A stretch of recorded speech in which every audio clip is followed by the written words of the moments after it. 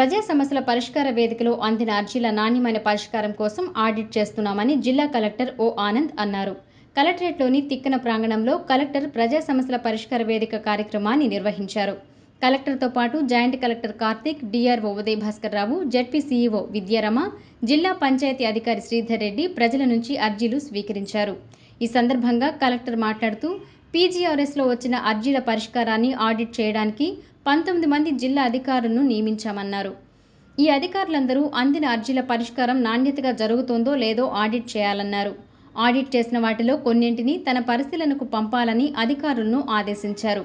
వివిధ సమస్యలపై ప్రజలు అందించిన అర్జీలను నిర్దిష్ట గడువులోగా పరిశీలించి పరిష్కరించేందుకు ఆయా శాఖల అధికారులు చర్యలు తీసుకోవాలన్నారు. జిల్లాలో రెవెన్యూ అంశాలకు సంబంధించి అర్జీలు ఎక్కువగా వస్తున్నాయని, వాటిని పరిష్కరించే దిశగా అధికారులు ప్రత్యేక శ్రద్ధ పెట్టాలన్నారు. ప్రజా సమస్యల పరిష్కార వేదిక కార్యక్రమానికి 405 అర్జీలను ప్రజలు అందజేశారు.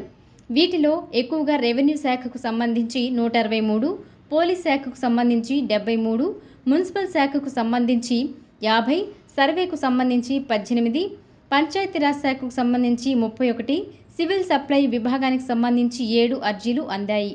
ఈ అర్జీలపై సానుకూలంగా స్పందించిన కలెక్టర్ నిర్దిష్ట గడువులోగా అర్జీలను పరిష్కరించేందుకు చర్యలు తీసుకోవాలని సంబంధిత అధికారులను ఆదేశించారు.